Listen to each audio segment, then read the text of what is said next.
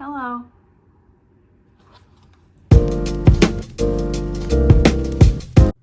Hi again, it's Sarah. Welcome to my channel. This is my first vlog.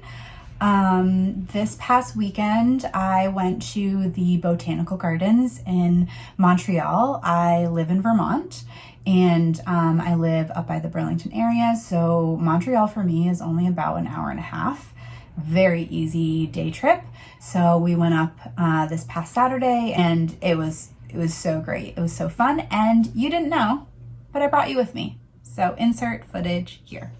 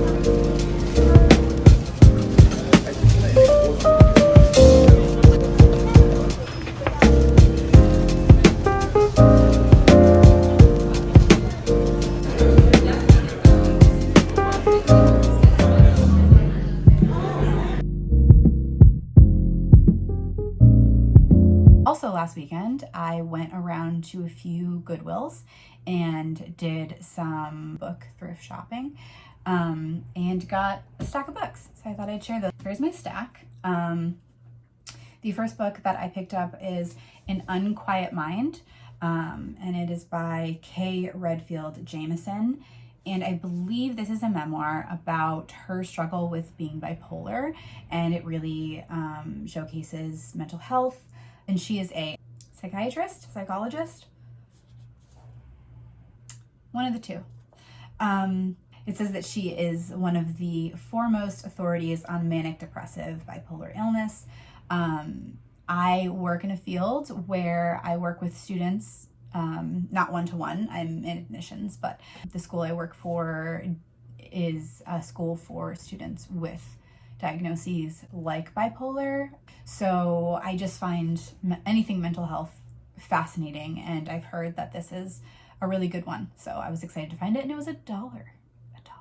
So very excited about that one.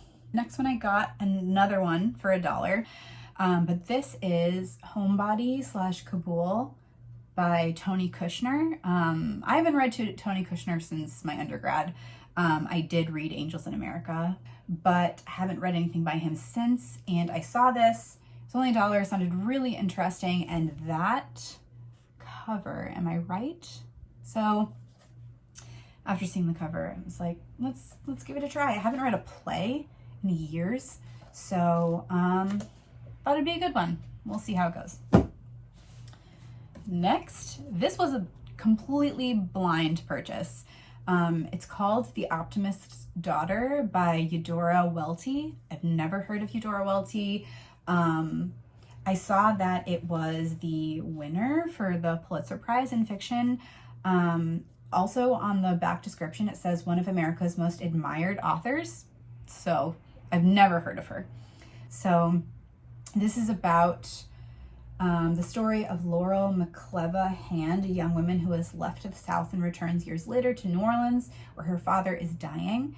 After his death, she and her silly young stepmother go back still farther to the small Mississippi town where she grew up.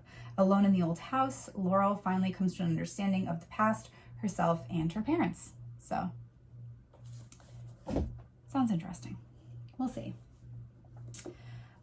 Next, I picked up a Kurt Vonnegut.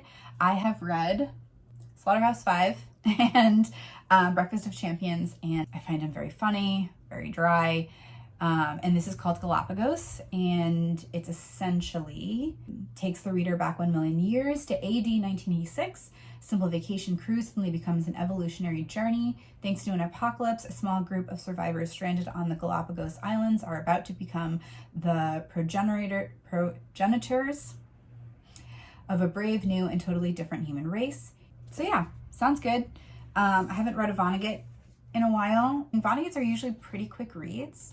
So I am excited to get to that one. Next, I found this Carson McCullers, A Clock Without Hands. I've never heard of this. I have the collection of her stories, which is Member of the Wedding.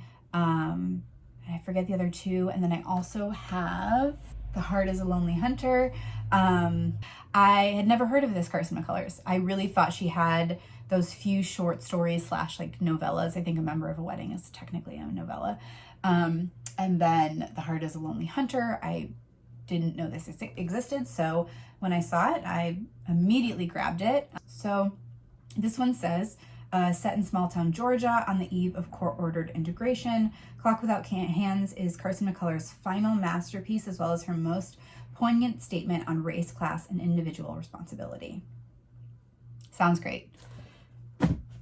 Next, I got Postcards by Annie Proulx.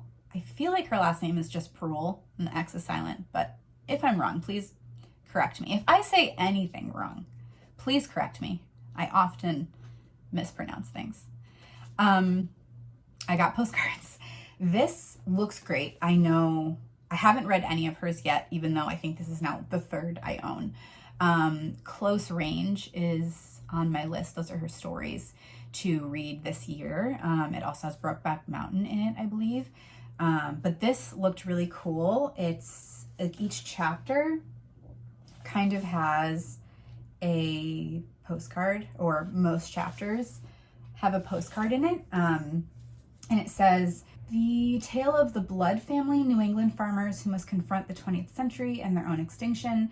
As the family slowly disintegrates and its members struggle valiantly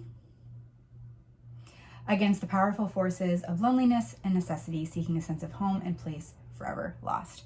So, yeah, I think her writing is going to be incredible. I'm really excited to get into it. So if I see it on sale, which I feel like you can find Annie Proulx at Goodwill's, at reuse stores. So I feel like I've been able to just find them for really cheap and pick them up, even though I haven't read anything by her yet, but I have a feeling I'm really going to love it. So excited about that. Oh, and one more. Another Vonnegut. This one I actually just read. I read it in one sitting on Monday. Today is Wednesday. I should probably say what day it is. First vlog. I read this one sitting, very, very tiny and very like little text on the page. It's called God Bless You, Dr. Kevorkian. It's very funny. I think it started as him doing these little clips for a New York radio station to raise money, and then they made it into this book. And basically he's telling the story that he's working with Dr. Kevorkian to have these planned and monitored near-death experiences. And he goes into the pearly gates in the blue tunnel to interview different people who have already passed. Many of them are people you don't know, they're not famous. And then there were a few that were famous. He interviews Hitler, he interviews Shakespeare, and it's quite funny. So I highly recommend this, and Kurt Vonnegut in general. So yeah, those are all the books I picked up. Didn't need any of them, but here we are. And lastly, the current book I'm reading, and the book I'll be reading in this vlog, is Flight by Lynn Steger. I requested this book from Mariner, and I'm not far in at all. I think I'm 20 pages in. But so far I'm liking it. It's good. Mariner was kind enough to send me a review copy. This is out in November 22nd. So I'll take you guys along with me as I read this and update you on how it's going. I think it's going to be a pretty quick read.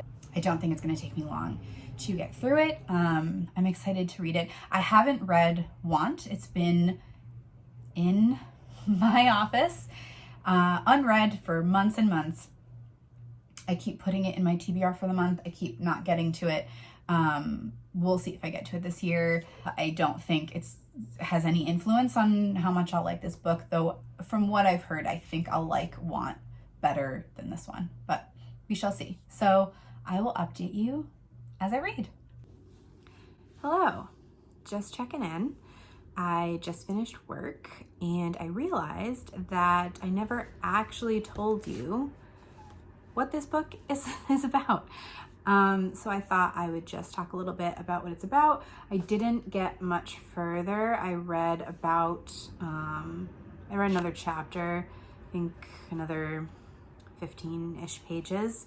I had a monster of a migraine last night, so I didn't get much reading done, but it says it's December 22nd, and siblings Henry, Kate, and Martin have converged with their spouses on Henry's house in upstate New York.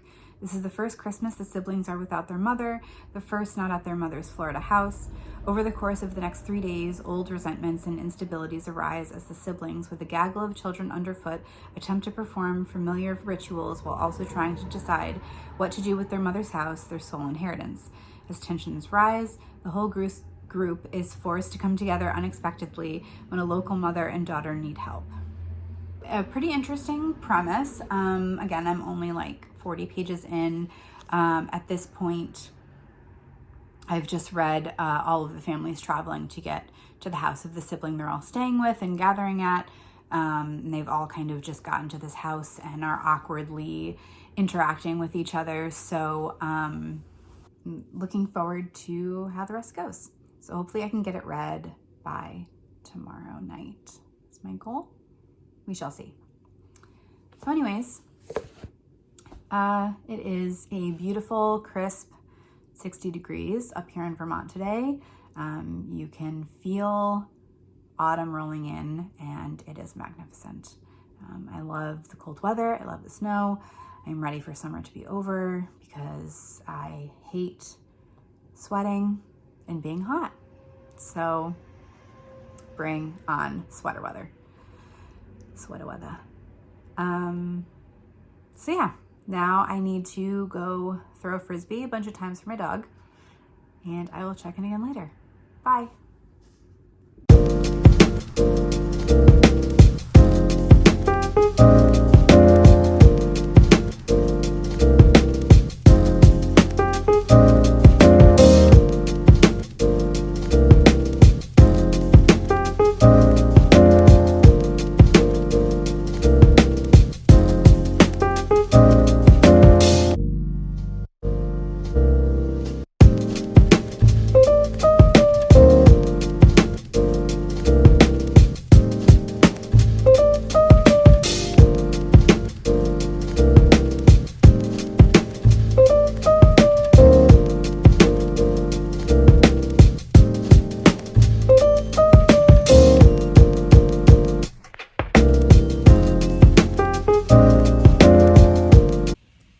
Afternoon, or good morning, or good evening, or whatever time it is where you are or while you're watching this.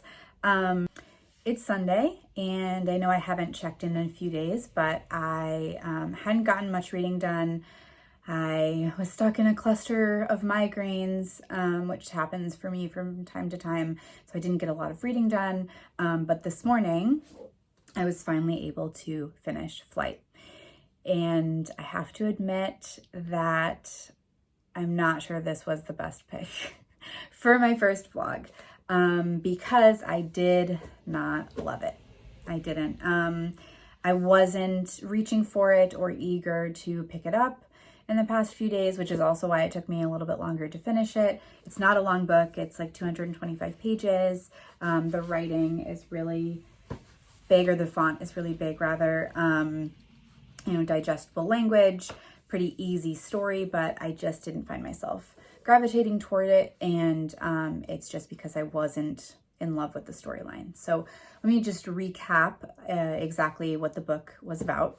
The story surrounds three siblings, Martin, Henry, and Kate, who have just recently lost their mother within the past year. They are now all gathering together for the Christmas holiday, the first Christmas since their mother passed.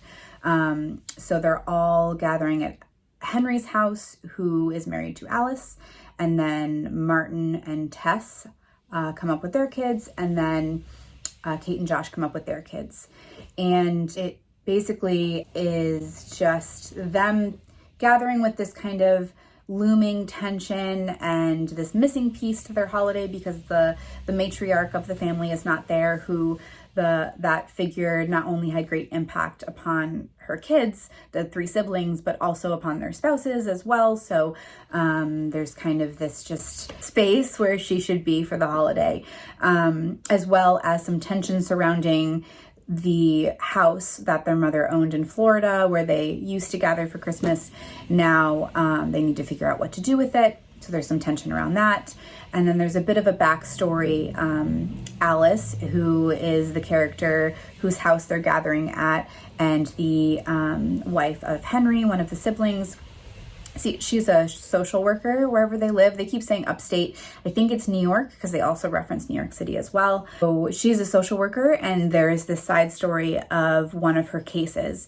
The mom's name is Quinn and the daughter's name is Maddie. Mom had Maddie at a very young age, so she's a very young mom. She's lost her daughter once before because of drug abuse, and this is all kind of backstory you get right at the beginning, so I'm not going too far into the story. So there's that kind of side story where you dip in and out of Quinn and Maddie's holiday as well. The story spans just 2 days. Everybody comes up to the house on December 22nd. That evening, it starts with kind of, I would guess, late afternoon, where they're decorating the tree, and then they have dinner, and then it ends on Christmas Eve. So it's not a long time span, it's just those 2 days. And there are other dramas and things that come about as well. And unfortunately, this book is giving major, and this might be too harsh, but for me, it was giving Lifetime movie vibes. Very holiday Lifetime movie, in that where a family gathers, there's tensions, there's drama, but by the end, everything is happy, and everyone is reminded that they love each other, and that there's more to life than, fighting about trivial things. So that is not my favorite storyline. Things being wrapped up in a neat little bow at the end seems unrealistic, in my opinion. I also felt there were sentences that felt super clunky to me and didn't flow in a concise way. And certainly there are writers that I really enjoy that have, I wouldn't call them clunky, but more complicated type poetic prose sentences, like Claire Louise Bennett. But this was no Claire Louise Bennett. The language was not at all poetic or experimental or anything like that. It just seemed like the sentence structure was kind of clunky, and there were moments where I was like, what is she trying to say here? Also, there was certain moments in the book that I felt like were not the most logical or rational, kind of an over dramatization that I felt wouldn't happen in reality. There was a looming paranoia about something happening to the kids, and just, it didn't seem, maybe I'm not a parent, so maybe I'm speaking out of turn, but it didn't seem natural, the reactions that were happening. And again, it just seemed like the whole book was set up to have this sparkly bow on a present ending that is just not my favorite. So, unfortunately, was not my favorite. I will say there were certain characters that were more interesting than others. Quinn and Maddie, the single mom, at least at the beginning, I was a little intrigued by their story. It just seemed more interesting to me. And the character of Alice, her and her husband Henry were the only of the 3 siblings who didn't have children, for reasons out of their control. I just found her backstory a little more intriguing. So there was, some redeeming characters, but the whole book also felt a little white people problems for me. And Alice is one of the only characters who is not white. So maybe that's also why she was a little more interesting. But yeah, I thought there were a few issues, and I don't want to keep just complaining about this book. So I will stop there. If what I said sounds interesting to you and sounds like a light holiday read you can pick up while you're decorating your house for Christmas, and you can sit with a cup of hot chocolate while the snow starts to fall and enjoy it, you might enjoy it. It is certainly a light holiday read. It is just not my taste. And I still am so grateful that Mariner sent this to me and I was able to read it ahead of time. I'm still very intrigued by Want and by Lynn Steger in general. So I will read that. I just think if it wasn't already pushed further on my TBR, this pushed it a little bit further down. So anyways, I figured I finished my book. I'd wrap up the vlog here. I'll also tell you what I'm going to read next, which is Dogs of Summer. I am reading this for the Sunny's Book Truck Book Club by the infamous CJ Reads. I'm sure if you're watching this video, you already know who CJ is, but just in case, I will link her tag below. But this sounds great. It's really small. I think it's under 200 pages, and it's a smaller sized book too. So I think I'm going to read it pretty quickly. And I think it's going to be good, I hope. It has some great blurbs. I mean, Fernanda Melchor of Hurricane Season, Amina Kane of Indelicacy. So I have high hopes. And yeah, was this the best vlog? Did I bring my A game for this first vlog? No, I did not. But that means it can only get better. So who knows what's to come, because only improvement, only up from here. So thank you so much for watching. Thank you for listening to me rant about this book if you've made it this far in the video. And I look forward to seeing you next time. Thanks so much. Bye.